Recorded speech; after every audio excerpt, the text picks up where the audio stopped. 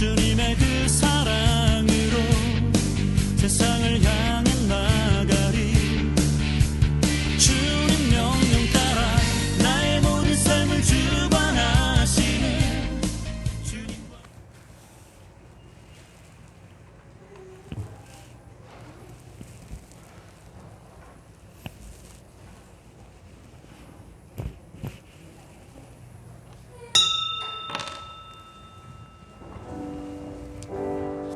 다 같이 자리에서 일어나셔서 경건한 마음으로 우리 성례주일 2부 예배를 하나님 앞에 드리시겠습니다. 기도하시겠습니다. 여호와께서 집을 세우지 아니하시면 세우는 자의 수고가 헛되며 여호와께서 성을 지키지 아니하시면 파수꾼의 깨어있음이 헛되도다. 하나님 아버지, 환난의 때를 지내고 있지만 우리에게 주의 전에 나와서 예배할 수 있는 믿음을 주시고 또 교회를 주시고 예배할 수 있는 환경을 허락해 주신 것을 감사합니다. 오늘 이 거룩한 성례주일에 하늘의 신령한 은혜와 주의 긍휼과 축복이 넘치는 시간 되도록 성령님이 우리 가운데 임재하셔서 운행하여 주옵소서. 방해하는 마귀 역사하지 못하도록 은혜의 시간 되게 하여 주실 줄로 믿으며 예수님의 이름으로 기도하옵나이다. 아멘. 서신제로 6장 찬송입니다.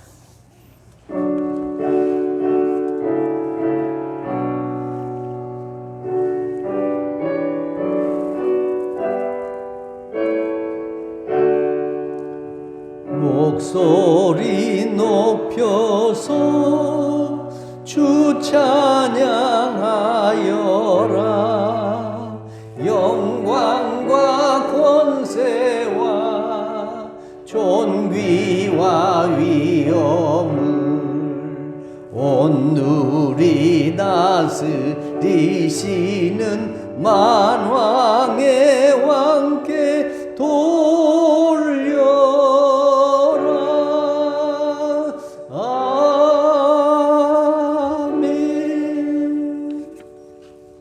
오라 우리가 여호와께 노래하며 우리가 감사함으로 그 앞에 나아가며 여호와는 크신 하나님이시요 땅의 깊은 곳이 그의 손안에 있으며 바다도 그의 것이라 그가 만드셨고 오라 우리가 굽혀 경배하며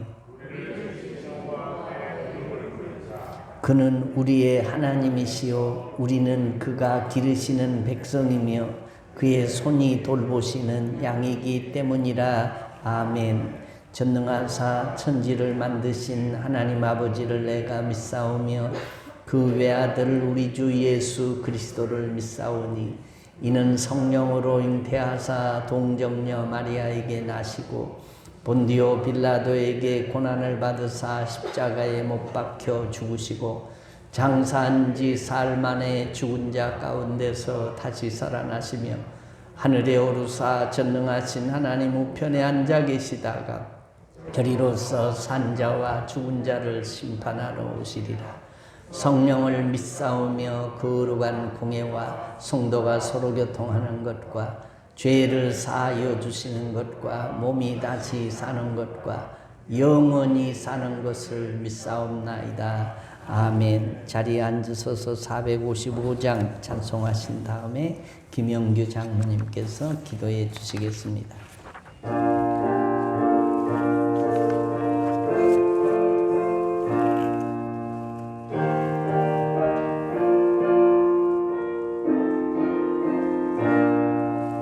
주님의 마음을 본받는 자 그 맘에 평강이 찾아오 험악한 세상을 이기림이 하늘로부터 임함이로다. 주님의 마음 본받아 살면서 그 거룩하신 나도 이루리.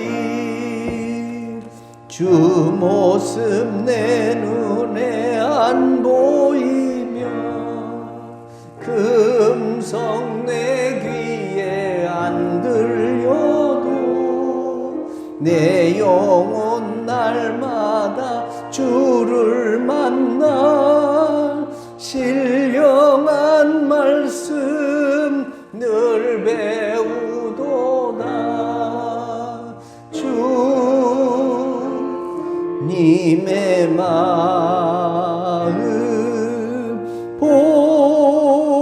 본받아 살면서 그 거룩하신 나도 이루리. 가는 길 거칠고 마여도 내 맘에 불평이 없어짐은 십자가 고난을 이겨내신 주님의 마음 본받음이라. 주님의 마음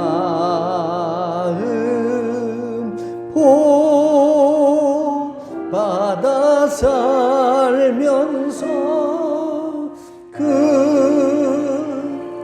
거룩하신 나도 이루리. 주 예수 세상에 다시 오실 그날의 무성도 변화하여 주님의 빛나는 그 영상을 다 함께 보며 주 찬양하리. 주님의 마음 본받아 살면서 그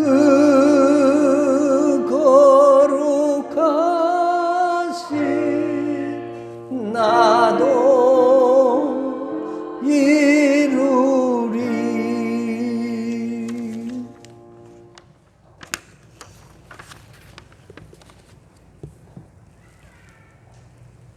만복의 근원이 되시는 위대하신 하나님, 만일이 있어도 받은 은혜와 사랑, 표현 못할 부족한 죄인들을 참된 길로 인도하시고 참된 말씀을 깨닫게 하사 참된 구원을 얻게 하시려고 불러주신 은혜를 진심으로 감사를 드립니다. 아멘. 되돌릴 수 없는 시간과 함께 무덥던 여름이 지나고 오곡이 무르익어가는 가을을 맞기까지 지켜주시는 은혜도 감사를 드립니다. 아멘. 하나님의 나라는 어린아이를 받들듯 한 자라야 들어갈 수 있다 하신 사랑의 하나님, 어린아이를 사랑하사 유아 세례식을 갖게 하심도 감사를 드립니다. 아멘. 예식을 통한 모든 영광 주님 홀로 받으시고 주의 강한 팔로 붙드시고 이 세상 끝날까지 지키시고 인도하여 주시옵소서.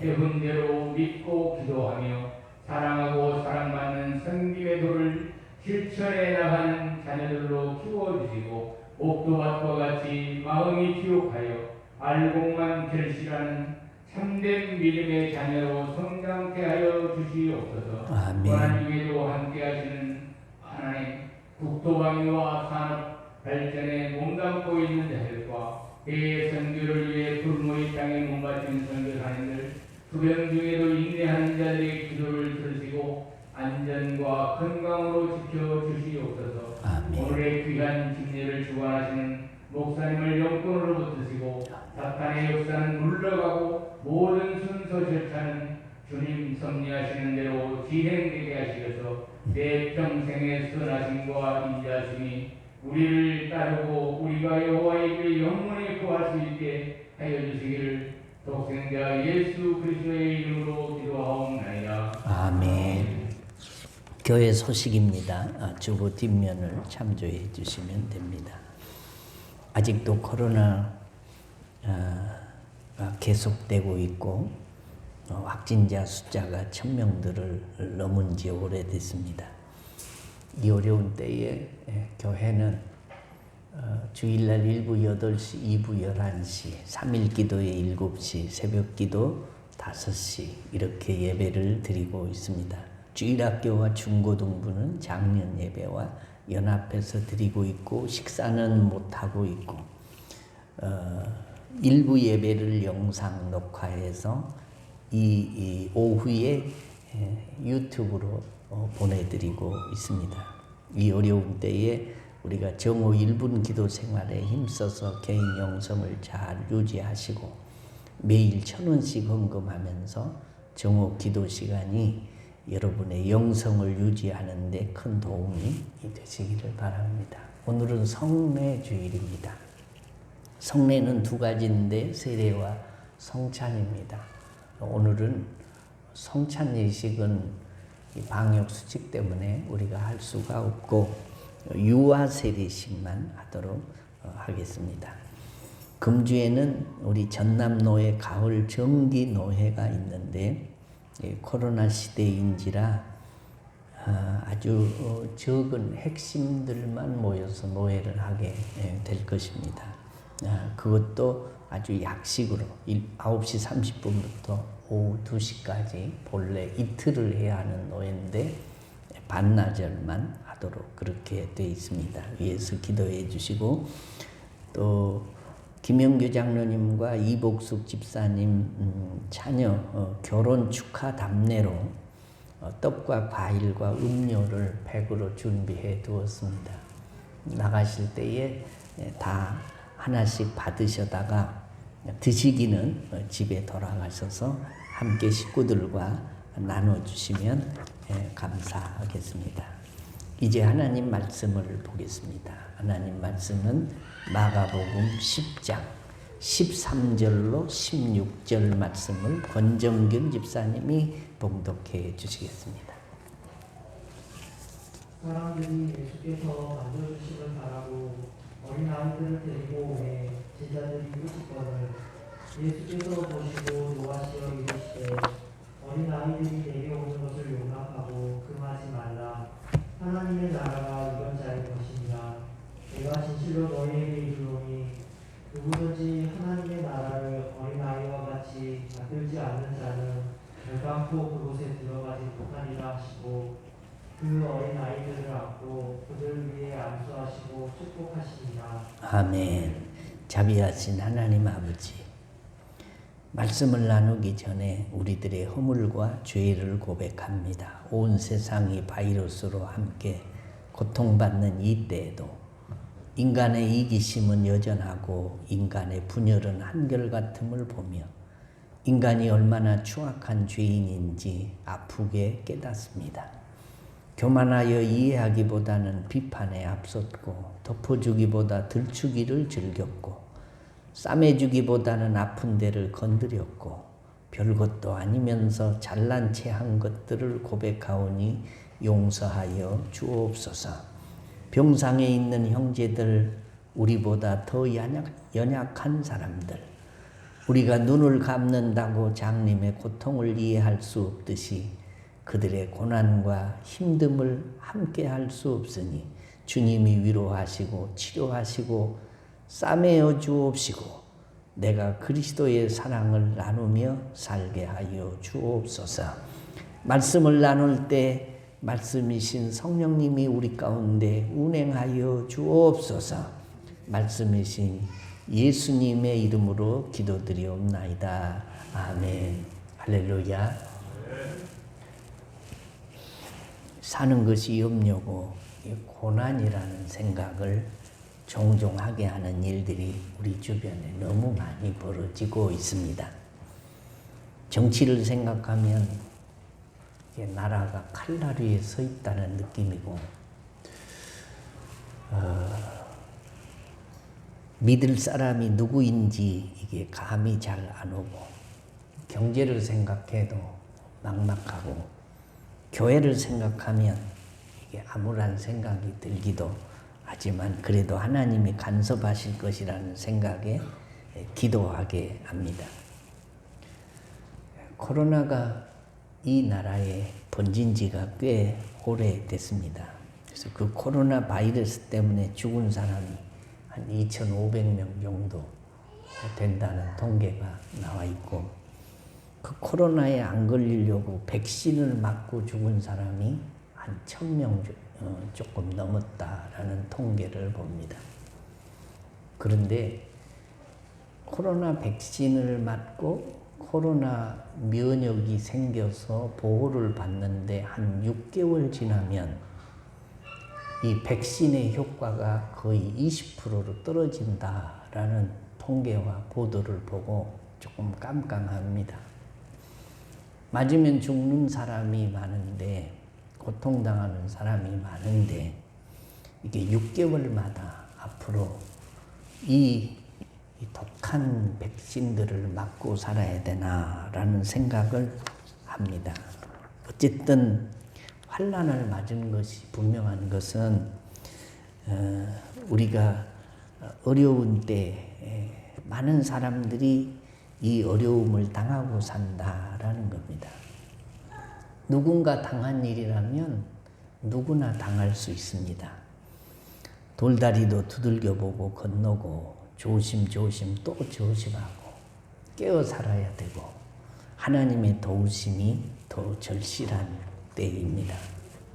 오늘은 성례 주일입니다. 사람이 사는 사회에는 각종 예식이 따르게 마련인데, 우리 민족에게는 큰 4가지의 예식이 있었습니다. 그것을 관혼상제다라고 합니다. 관례와 혼례와 상례와 제례. 이것 외에도 우리가 세상을 사는 중에는 축하하고 예를 갖춰야 할 일들이 많습니다. 아이들이 100일을 되면 100일 잔치도 했고, 입학하고 졸업하고 개업하고 환갑, 진갑, 승진이 수많은 예식들이 있습니다. 그런데 그 예식들을 성례라는 말을 쓰지는 않습니다. 성례는 거룩한 성자에다가 예돈 예자를 써서 거룩한 예식이다, 그런 뜻이죠. 모든 종교마다 제각기 그 예식들이 있지만 기독교만 이 예식을 성례라고 합니다. 거룩한 예식이다 표현을 한다는 겁니다. 우리가 신앙생활을 하면서 늘 듣는 이야기들이 교회 안에서는 그 앞에 다 거룩할 성자를 붙였습니다. 성부, 성자, 성령, 성일, 성가, 성가대, 성직자, 성구, 성경, 성물, 성미, 성만찬, 성도, 성전. 왜 이 거룩한 성자를 붙이냐? 하나님이 거룩하시기 때문입니다. 그래서 하나님을 향하여 쓰는 단어는 그 앞에 다 뭐가 붙냐? 거룩한 성자가 붙는다라는 겁니다. 하나님의 영과 천사의 영은 거룩한 영입니다. 그래서 성경에 보면 이 마귀의 영과 귀신의 영을 가리켜서 더러운 귀신이라고 하고 더러운 영이라고 표현을 했습니다. 바알세불이라고 표현을 했다. 그래서 하나님의 영 외에는 거룩한 영이 없고, 우리가 거룩해서 성도라고 부르는 것이 아니고 거룩한 하나님을 섬기는 사람들이 예수 그리스도의 피로 말미암아 죄 씻음을 받은 사람들이기 때문에 우리를 향해서 성도다, 거룩한 물이다. 그렇게 부른다는 것입니다. 본래 성례는 우리 개신교에서는 두 가지입니다. 세례와 성찬이고 가톨릭에서는 칠성례, 7가지의 성례를 말을 하는데 오늘 우리는 그 중에 하나인 세례를 베푸는데 유아 세례를 베풀 것입니다. 세례를 왜 베풀어야 되냐? 마태복음 28장 19절로 20절 말씀에 보면 내가 세상 끝날까지 너희와 항상 함께 할 것이니 너희는 가서 모든 민족으로 제자를 삼아 아버지와 아들과 성령의 이름으로 세례를 베풀고 예수님의 마지막 유언적 명령입니다. 그래서 이 세례라는 것은 내가 베풀고 싶어서 베푼 것이 아니고 우리끼리의 약속도 아니고 누가? 예수님이 이 세례를 베풀라고 명령하셨기 때문에 우리는 세례를 베푸는 것입니다. 그런데 세례에는 세례의 의의가 있습니다. 의미와 뜻이 있다라는 겁니다. 세례를 왜 받냐? 세례는 죄 씻음을 받은 표로 받습니다. 세례는 중생했다는 증거로 받습니다. 세례는 하나님의 자녀가 되었다는 천국 백성으로 인치는 사람이 보이는 행위 중에 하나다라는 겁니다. 믿는 사람은 죄를 씻음 받을 길을 얻는 사람이 예수 믿는 사람이고 불신자는 죄를 씻음 받을 수 있는 길을 얻지 못한 사람들이 불신자입니다. 그러니 세례는 이런 뜻을 가지고 있지만 거기에 유아 세례라고 하는 것이 있습니다. 유아는 어린 아이들에게 세례를 베푸는 것이다. 그런 말이죠. 어느 가정의 식구들이 다 예수를 믿고 세례를 받게 되었습니다. 그런데 세례를 받으려면 문답이라는 것을 다 합니다. 이게 문답을 묻고 답하는 것인데 이 사람이 세례를 받을 만한 자격이 있는가를 점검을 해서 이게 세례를 베푸는 건데 똑똑한 학식이 많은 며느리가 공부를 많이 못한 시어머니에게 이게 공부를 시킵니다. 세례 문답 공부를. 어머니, 목사님이 세례 문답을 하실 때에 예수님이 누구 죄 때문에 돌아가셨나요? 이렇게 물으시면 다른 대답할 것이 아니고 무조건 내 죄 때문에 돌아가셨다고 그렇게 대답해야 이게 통과가 됩니다. 이게 정답입니다. 알았다. 그리고 목사님이 이게 세례 문답을 할 때 이 시어머니에게 묻습니다. 예수님이 누구 죄 때문에 돌아가셨습니까? 의기양양하고 당당하게 우리 며느리 죄 때문에 돌아가셨습니다. 며느리가 내 죄 때문에 돌아가셨다고 하라고 시켰기 때문입니다. 세례는 왜 받느냐? 죄 씻음을 받는 표로 받습니다. 죄 씻음 받았다는 것은 구원받은 표시가 되는 것이니 구원의 상징으로 받는 것입니다. 세례의 뜻은 아이나 어른이나 똑같다라는 겁니다. 그런데 유아 세례를 베푸는 것은 우리의 대한예수교 장로의 헌법에 보면 그렇게 되어 있습니다.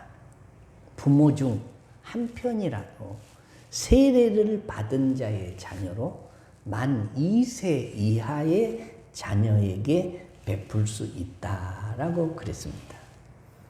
자신의 믿음으로 받는 게 아닙니다.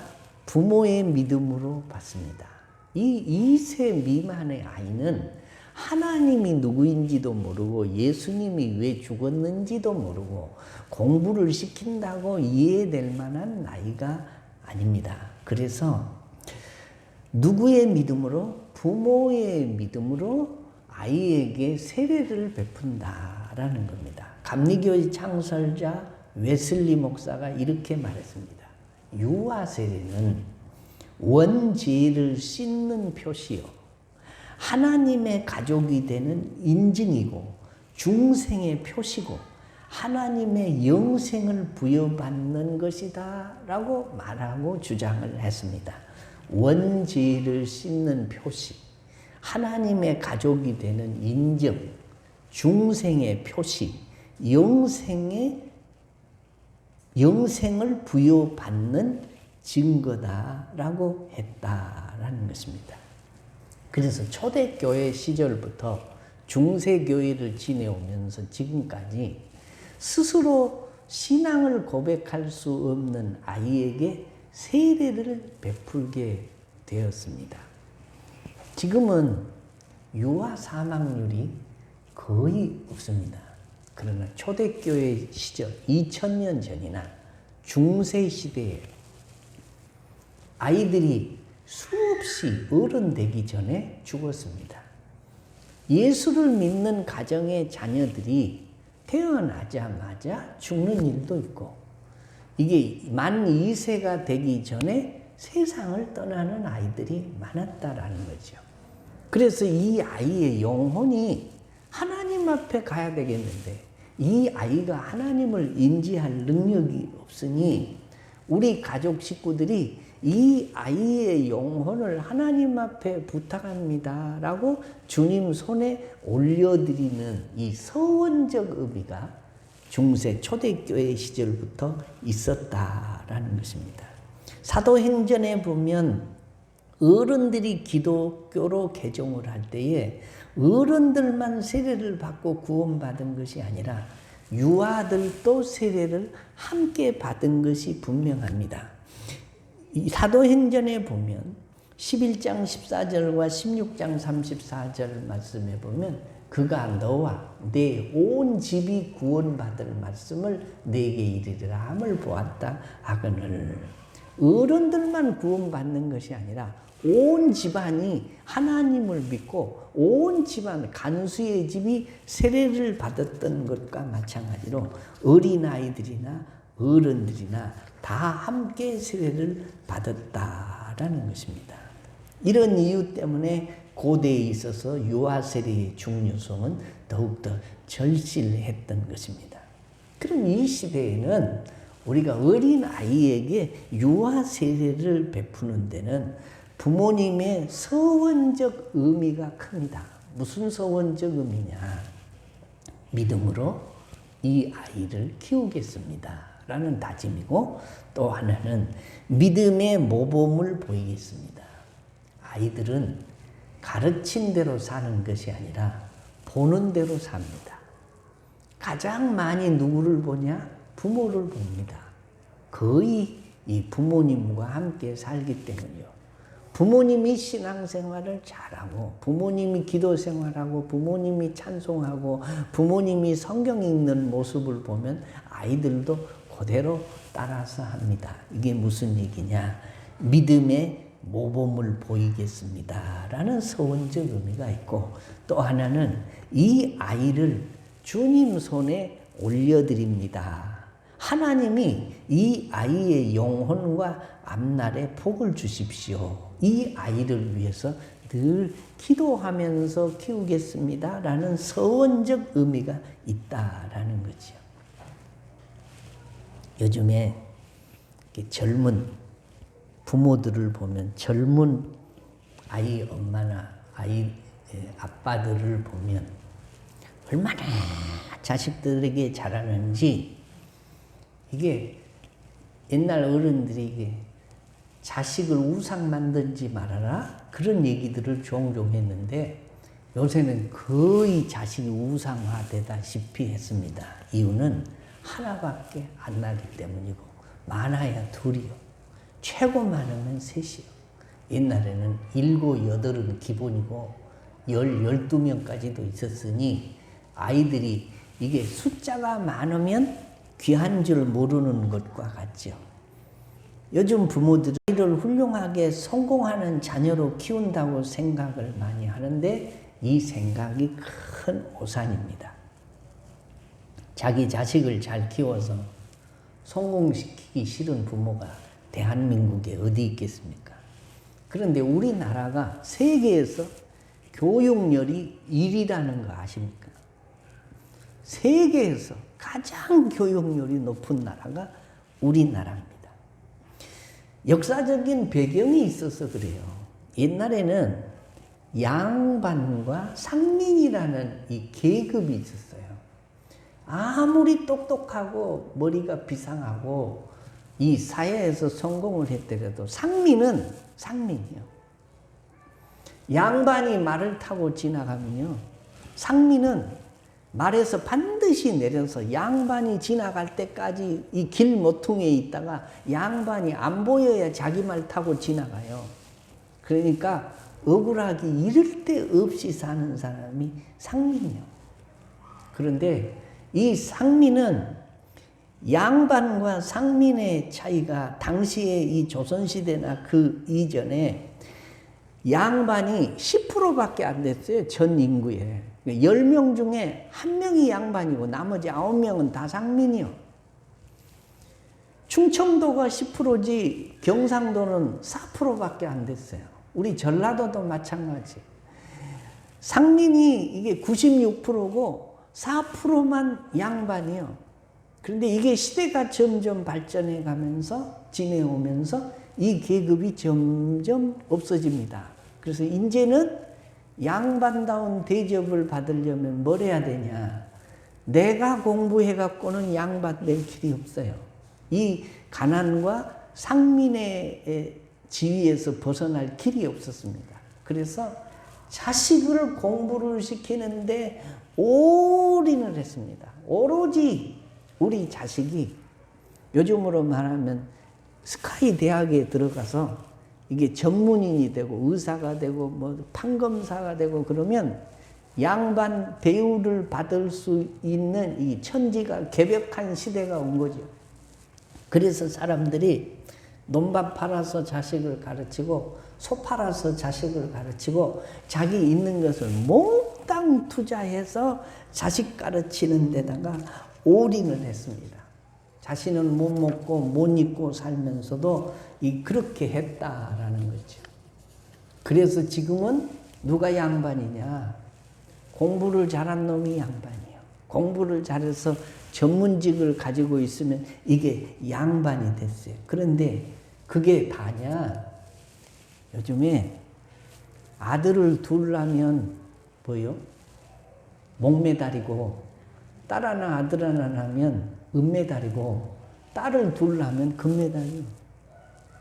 이게 무슨 얘기냐? 통계를 보면요, 늙은 부모에게 가장 학대하는 이 아들, 며느리, 딸 중에 아들이 54% 가장 학대를 하고요, 며느리가 14% 학대를 하고요, 딸이 11% 학대를 해요. 그러니까 늙어서 자식을 잘 가르쳐 놔도 아들 둘만 있으면 고박이 일을 해야 되니까 이게 54%에서 108% 불효를 받고 사는 거예요.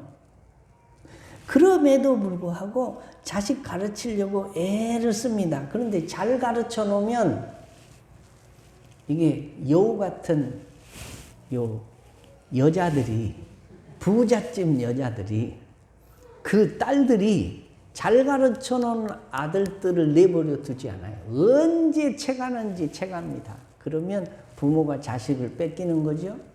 그래서 며느리 눈치 보고 아들 집에도 못 가고 삽니다. 그러면서도 우리나라는 이 자식을 가르치는 일에 올인합니다. 통계에 의하면 그런다 그래요. 자식을 대학까지 하나 가르치려면 돈이 3억이 든다고 합니다. 둘을 가르치면 6억이 들고요.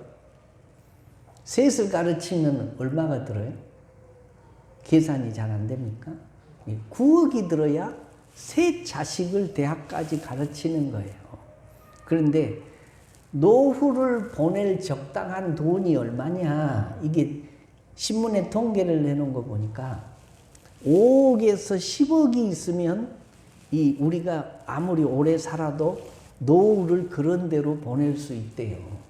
근데 자식을 가르치는데 셋을 가르치면 9억이 들고 둘을 가르치면 6억이 드는데 자식만 안 가르치면 우리 노후 걱정 없이 살 사람들인데 자식 가르친다고 우리 재산을 몽땅 거기에 쏟아부으니까 우리 노후가 피폐한 겁니다. 그런데 자식을 가르쳐 놓으면 우리 노후가 보장되면 다행인데 우리나라의 고등학교에서 졸업하고 대학 진학률이 몇 프로냐? 83%예요. 일본은 대학 진학률이 50%입니다. 유럽은 30%입니다. 그러니까 우리나라는 대학을 졸업하고 취업률이 얼마냐?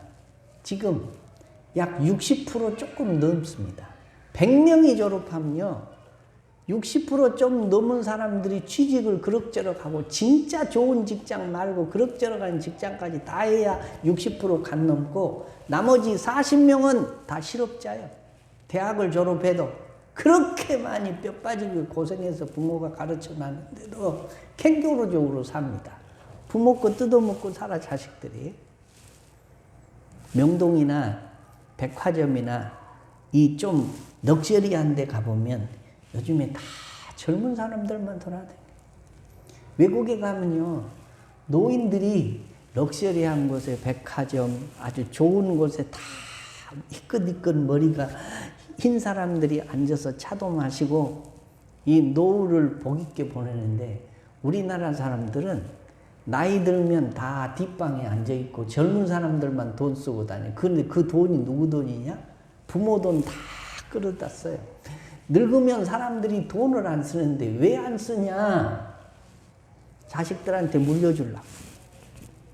그래서 세계 사람들이 우리나라를 참 이상하게 봅니다. 우리나라 민족같이 자식에 대한 애착이 많은 나라가 없다라는 거예요. 우리나라 경제가 왜 안 돌아가는 줄 아십니까? 노인들이 돈을 안 써요. 우리나라 노인 65세 인구가 얼마인지 아십니까? 550만 명이에요. 젊은 사람들은 얼마 안 되는데 젊은 사람들만 돈을 쓰고 노인들은 돈을 안 써요. 왜 안 써요? 자식한테 물려주려고. 이게 꼬박꼬박 모았다가. 그런데 여러분 돈 쓰고 사세요. 다 누가 자기를 제일 잘 알아요? 내가 나를 가장 잘합니다. 여러분이 얼마나 고생을 많이 하고 살았어. 얼마나 많이 힘들게 살았어. 근데 힘들게 산 나를 내가 위로하고 내가 돈을 써주고 내가 먹고 싶은 것도 먹고 가고 싶은 것도 가고 하고 싶은 것도 하고 살아야 되는데 나이가 들면 누가 해주기를 바라요. 큰아들이 해주기를 바라고 둘째 며느리가 해주기를 바라고 그럴 필요 없어요. 그들은 우리를 잘 몰라요. 그러니까 내가 나를 위로하고 내가 나를 위해서 쓰고 살아야 된다. 그리고 죽을 때는요. 잘 믿고 잘 살다가 다 쓰고 꼴떡가닥하고 죽으세요. 죽을 때 어떤 사람이 그럽디다. 돈 500만 원만 남겨놓고 죽으라고. 다 써버리고. 왜 500만 원 남겨놓고 죽냐? 장례를 치를 때 혹시 부의금이 적게 들어와서 모자랄까 무서니까 그놈이라도 남겨두고 장례 깔끔하게 치르고 싹 없애라고. 자식에게 유산을 남겨주면요. 하나 있으면 괜찮아요. 둘이나 셋 있으면 반드시 쌈납니다. 요즘에 장례식장에 가보면요. 장례식 치르고 형제끼리 부인 하나 가지려고 조금이라도 더 가지려고 쌈 나가지고 남보듯 원수보듯 하고 사는 형제지간이 많습니다. 이제는 부모도 없는데 너하고 나하고 볼 일도 없다. 그러니 내가 조금 더 가져가야 된다. 그리고 싸워가지고 형제끼리 등지고 사는 사람이 많습니다. 그런데 가난해서 하나도 부모가 뭘 안 남겨놓으면 이제 부모도 돌아가셨는데 누굴 서로 의지하고 살겠냐. 그리고 우리끼리 더 화목하고 더 오고 가면서 살자. 남겨놓고 가면 원수 만들고요. 안 남겨놓고 가면 형제들을 우애하게 만드는 거예요. 그러니까 우리는 잘 쓰고 살아야 돼. 그리고 잘 드리고 살고 잘 나누고 살고 나를 위해서 쓰고 살다가 가야 된다라는 말이에요. 무슨 얘기를 하려고 이 얘기를 하냐? 우리가 빠지게 가르치고 못 입고 못 먹고 허리띠 졸라매 가면서 자녀들한테 올인해 봤댔자. 남자 아들 자식은 며느리가 뺏어가고 딸 자식은 또 결혼해 보세요. 뭘 뜯어갈 것만 생각하지 친정 보태줄 생각은 안 합니다. 그게 그거다. 그런 말입니다. 그러니 누가 복을 주어야 우리 자녀도 잘 되고 우리도 복되게 사냐. 하나님이 우리를 복을 주셔야 되고 내 아이에게 복을 주셔야 가능하다. 내가 똑똑하고 내가 열심히 하고 내가 거기에다 올인한다고 우리 자녀들이 복되게 사는 것이 아니다. 그래서 신앙생활을 하는 사람들은 하나님 내 아이를 주님 손에 올려드리고 나는 이 길을 열려고 더 주님과 가까이 가겠습니다. 기도하겠습니다. 신앙적 모범을 보이겠습니다. 이것이 유아 세례를 받게 하는 목적이기도 하다라는 것입니다. 그리고 유아 세례를 베푸는 것은 세례는 이게 세례를 베푸는 사람과 세례를 받는 당사자가 단둘이 베푸는 것이 아니고 세례는 이게 공적 예식이에요. 공적 예식이라는 말은 이 사람은 우리 공동체 중의 일원이고 예수를 믿는 하나님의 백성이 되었습니다라고 누가 증인을 서느냐. 그 세례식에 참여하는 모든 사람들이 증인이요. 회중들이 증인이다. 그래서 이 함께 참여한 사람들은 이 아이들이 나 때문에 신앙의 상처를 받아서 걸림돌이 되지 않도록 이 아이 앞에서는 부모가 아닌 그 회중들도 신앙의 모범을 보이고 언어의 이 모범을 보이고 기도 생활하는 모범을 보이고 모든 신앙의 모범을 보이겠다는 이 공적 예식이 이 세례식이다라는 것이에요. 그러므로 오늘 이 예식에 참여하는 사람들 또 아이를 하나님 앞에 주님 손에 올려드린다는 이 서원적 의미로 이 유아 세례를 받게 하는 모든 사람들이 이 공동 책임을 가지고 하나님 우리 아이는 내가 똑똑해서 잘 키우는 것이 아니라 주님이 도와주셔야 되니 주님 손에 올려드립니다 라는 마음으로 이 예식에 함께 참여할 때 하나님이 우리들에게 베풀어 주시는 은혜와 축복이 넘칠 줄로 믿습니다. 자, 이제 유아 세례식을 하겠습니다.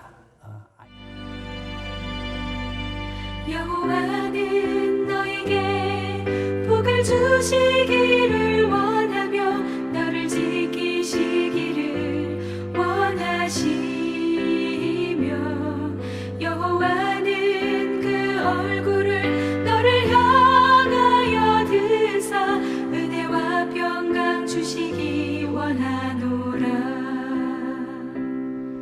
여호와는 너에게 복을 주시기를 원하며 너를 지키시기를 원하시며 여호와는 그 얼굴을 너를 향하여 드사 은혜와 평강 주시기 원하노라. 너를 보배롭고 존귀하게 여기시는 하나님이 내 삶 속에서 이 약속을 신실하게 이루시리. 나를 지으신 이가 하나님, 하나님의 은혜 찬양하겠습니다.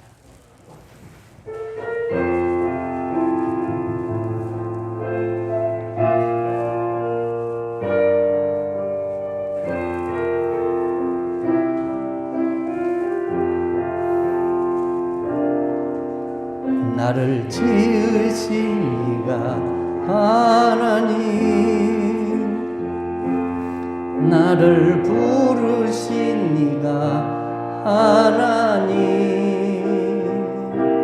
나를 보내신 이도 하나님, 나의 나 된 것은 다 하나님. 달려갈 길 다 가도록 나의 마지막 곡 다 하도록 나로 그 십자가 품게 하시니 나의 나 된 것은 다 하나님 은혜라 한량없는 은혜 갚을 길 없는 은혜 내 삶을 애워싸는 하나님의 은혜 나 주저함 없이 그 땅을 밟음도 나를 붙드시는 하나님의 은혜 하나님의 은혜 하나님의 은혜